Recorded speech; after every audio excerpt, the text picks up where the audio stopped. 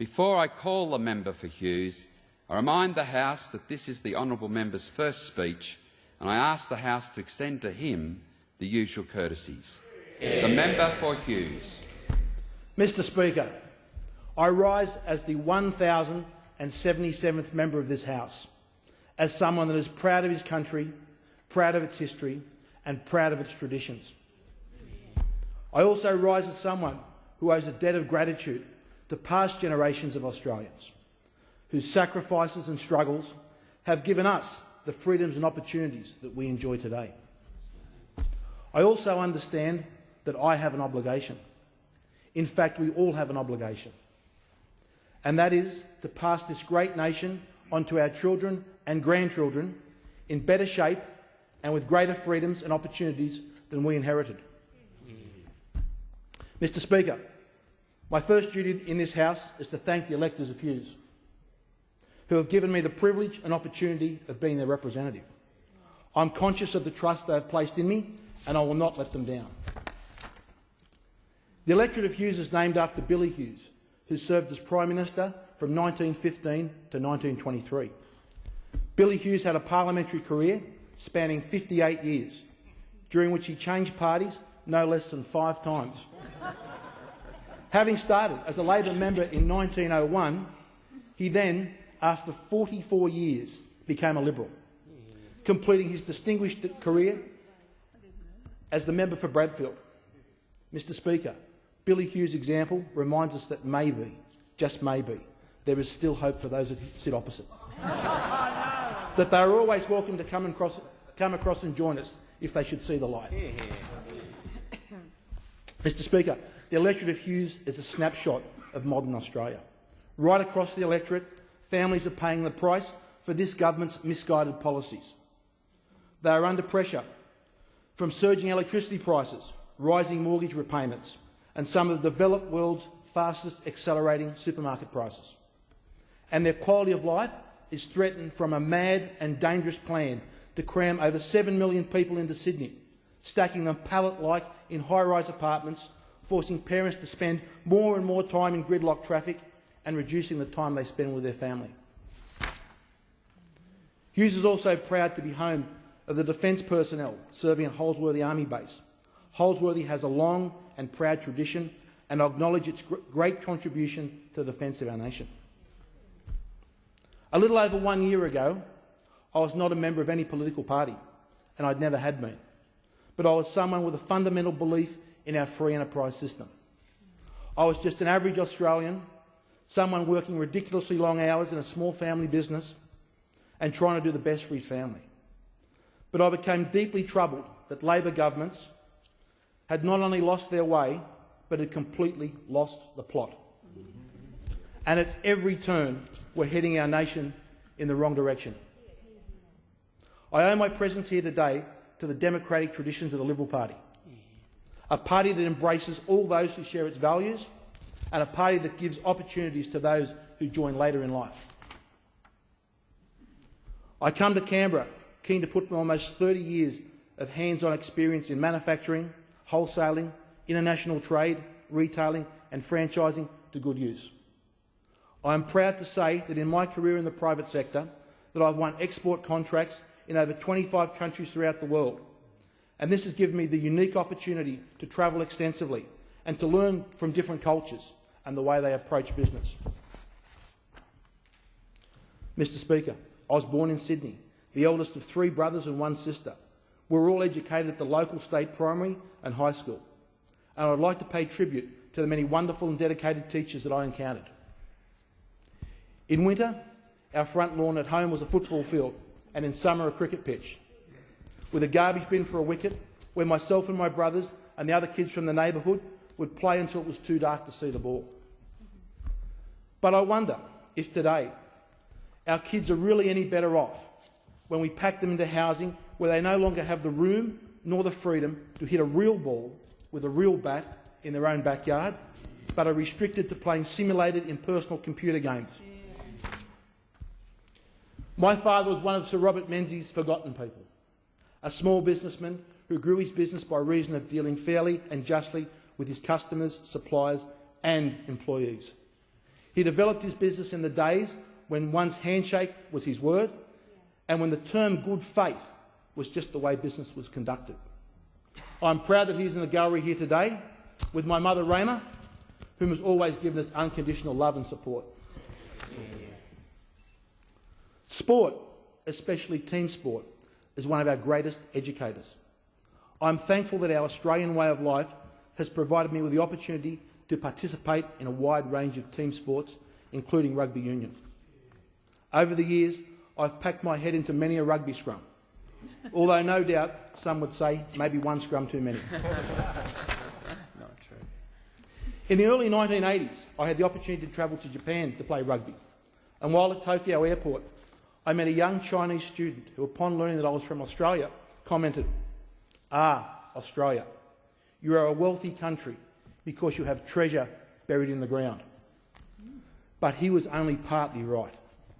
The greatest source of our national wealth arises not from the coal seams that stretch down our eastern seaboard, nor from the iron ore deposits in our outback. Our greatest source of national wealth arises from the entrepreneurial culture of our individual citizens, our Australian spirit of risk-taking, of having a go. But today, the very essence of our Australian entrepreneurial culture, the sacred principles of equality of competitive opportunity, that of the freedom and liberty for an individual to start their own small business and to succeed on or fail on merit, free from predatory and discriminatory practices, rights that our forefathers fought and died to protect, are under threat from misguided competition policy, a flawed view that big is better. Over the last few decades, due to government policy, either intentionally or unwittingly, many sectors of our economy, formerly open and free to the small business person, have degenerated into states of hyper-concentration, that of duopoly and oligopoly, through a rising tide of market concentration. Today in our grocery sector, just 2 players control 80% of our nation's full-line supermarkets. And the supermarket duopoly have extended their tentacles further, where they now control up to 50% of liquor and petrol sales. And our hardware retailing sector is heading in the same direction. This rising tide of concentration in our retail sector has led to further concentration at all levels throughout the production chain. Just a few examples. Today, for the milk we drink, more than 80% is processed by just 3 corporations. And just 2 corporations brew 90% of our beer.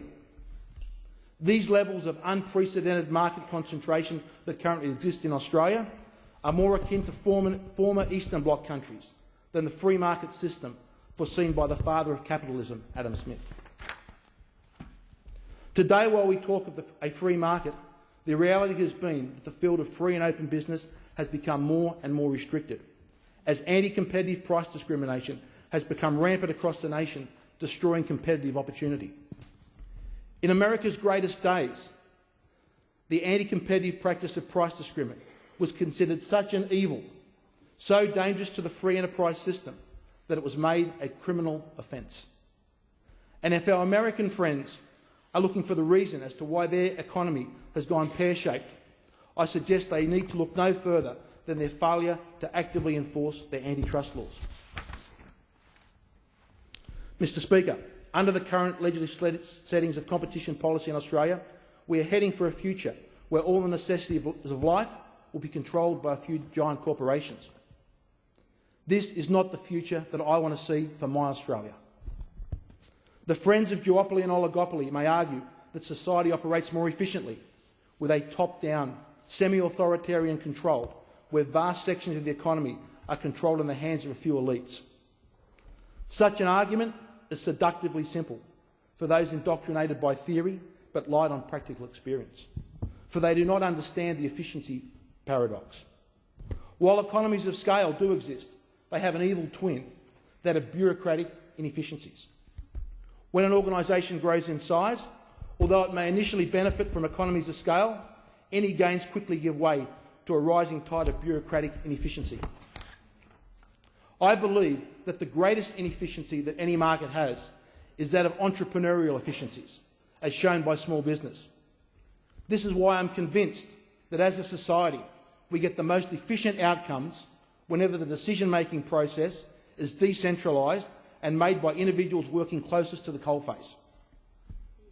Therefore today, where we have two entities centrally controlling more than 2,000 retail outlets throughout the nation, I say that we would have a stronger economy, a more vibrant local community and lower prices if instead those 2,000 centrally owned stores were owned by 2,000 local independent business people all in competition with each other. Over 200 years ago, Adam Smith, the father of free market capitalism, warned us that the public must always be against any narrowing of the competition, as it will allow the dealers to levy for their own benefit an absurd tax upon the rest of their fellow citizens. One only has to look what has happened to supermarket prices in Australia to see the result of failing to heed Smith's warning. As the market has degenerated into levels of hyper-concentration, prices in Australian supermarkets have shockingly risen faster than almost anywhere else in the world. But the real danger to our economic prosperity from these levels of hyper-concentration is not just in higher consumer prices. What should really concern us is the effect of monopsony or buyer power. When one or two players control 50% or more of a market, for a supplier to say no to any demand from a buyer with such dominance is to cut one's throat. So when a market becomes overly concentrated, the so-called invisible hand of the free market is replaced by the visible fist of market power. And that is the type of market that many producers in Australia face today, especially our farmers. And this risks destroying the very productive resources that our economy relies upon to generate its wealth. Our banking system provides an example of the risk to our economic prosperity from overly concentrated markets. Our banking system should be the oil that greases the wheel of the free enterprise system, not the other way around. If our banks are now too big to fail and require government protection and taxpayer support, what sense does it make to allow even greater concentration in our banking sector? The danger of a highly concentrated banking system is not only that Australian consumers pay some of the highest bank fees and charges in the world, but the real danger arises from reductions in opportunities for small business to obtain finance.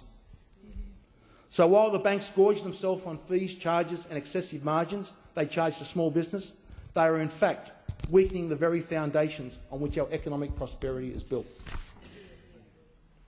In short, for those who believe the best path to our collective prosperity lies in the free enterprise system, for those who believe in equality of opportunity, for those who believe in the freedom of the individual, that of strong local communities and strong family values, the rising tide of market concentration is contrary to everything that we hold sacred. Mr. Speaker, I often hear the mantra that small business is the backbone of our economy. But it is not only that. It is also the backbone of our society and provides an immeasurable element of strength to our nation.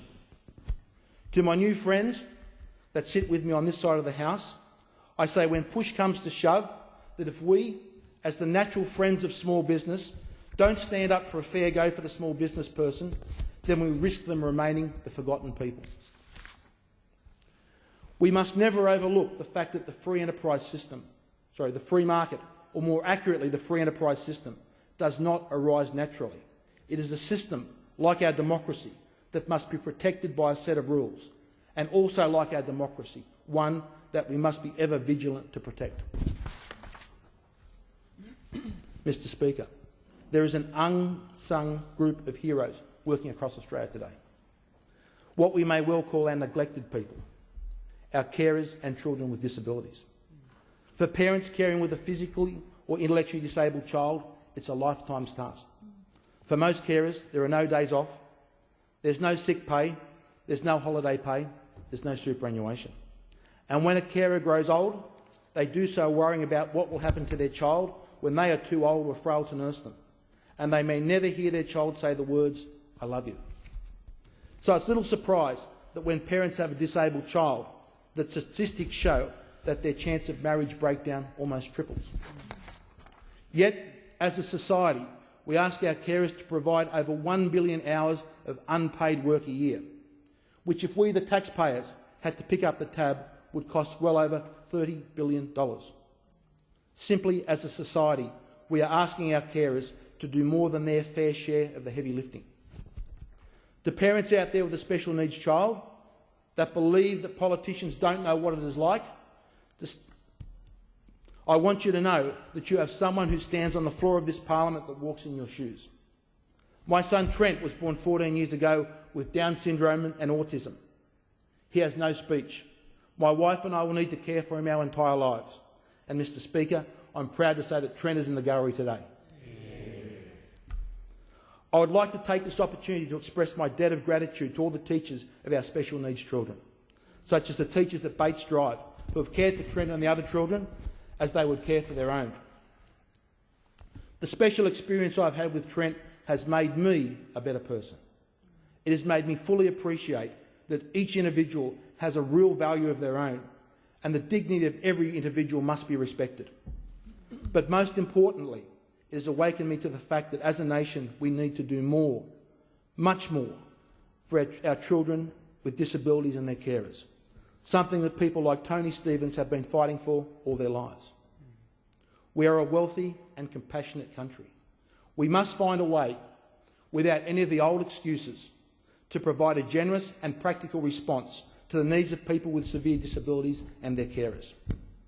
I pledge that during my time in Parliament that I'll be fighting to ensure that our carers and our children with special needs are provided with the resources they rightly deserve and need. At the end of the day, we here in Parliament are the spenders of other people's money.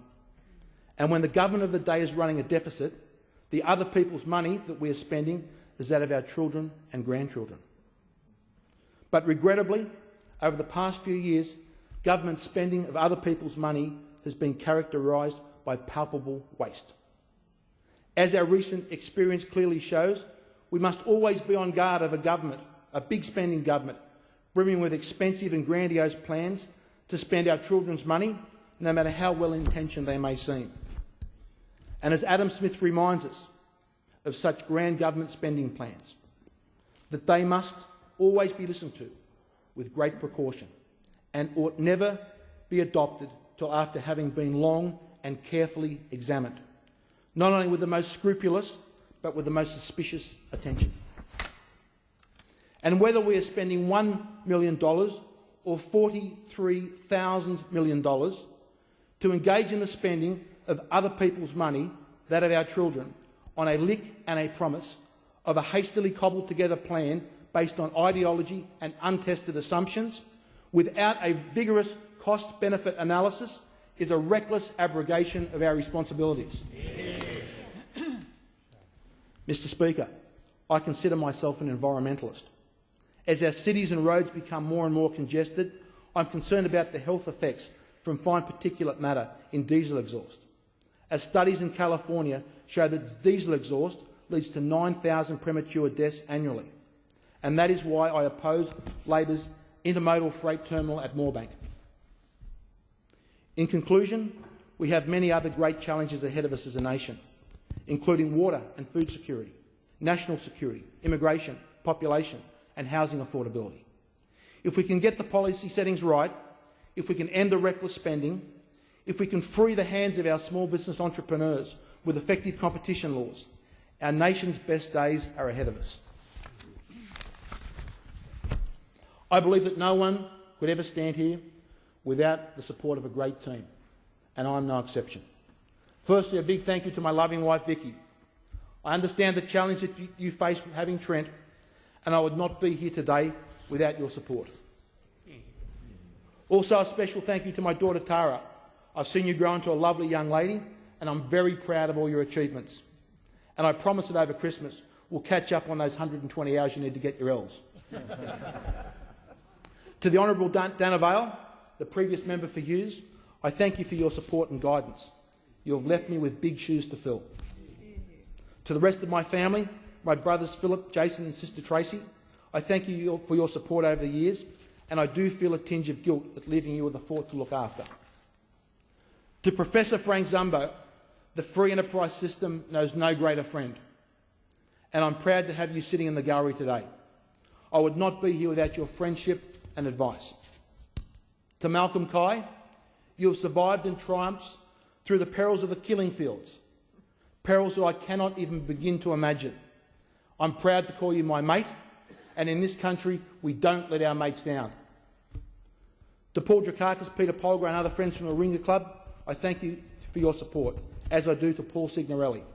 To my campaign team, Chris Hall, Elizabeth Hughes, Simon Newport, Kate Sholton, John Childs, Jeff Grasso, Susan Kelly, Steve Yokono, Brett Thomas, Peter Colaccino, Kent Johns, Najee Najjar, Gary Law, Coral Slattery, Russell Vickers, Daniel McAvoy, Jennifer Hunt, Dolores Gonzalez, Robert Lego, Aaron Finlay, Maggie McHale, Matthew Minahan, Jim Daniels, James Parrish, Ben and Rebecca Hack, Ned Manoon, Paul Blizzard, Pat White, Steve Simpson, Jim and Elan Gallagher, the Bowen, the Booser, DeMoro and Garland families, and the over 300 volunteers that so freely gave up their time to make sure that Hughes remains safely in Liberal hands, I say thank you. I owe you a debt that I'll never be able to repay. To Alan Jones, Jason Morrison and Helen Wellings, thank you for giving me a chance to have my say on behalf of small business and consumers. And a special thank you to Tony Abbott for the tremendous faith and support you have given me throughout. Thanks also goes to the shadow ministers that assisted in Hughes: Julie Bishop, Bruce Bilson, Joe Hockey, Scott Morrison, Ian McFarlane, Sophie Mirabella, and Senators Connie Fierravanti-Wells, Maurice Payne and Barnaby Joyce. And to Lee Evans, the next member for Heathcote, Melanie Gibbons, the next member for Menai, and Glenn Brooks, the next member for East Hills, I say thank you, and I look forward to sitting in the gallery of the New South Wales Parliament when you all make your maiden speeches. I thank you for the indulgence, Mr Speaker. I stand here ready to serve as part of a united team, determined to follow in our great Westminster tradition, and that is to hold the government of the day to account for poor policy, poor execution and maladministration. And Mr Speaker, it is already self-evident that we will have much work to do. I thank the House. Well done, mate.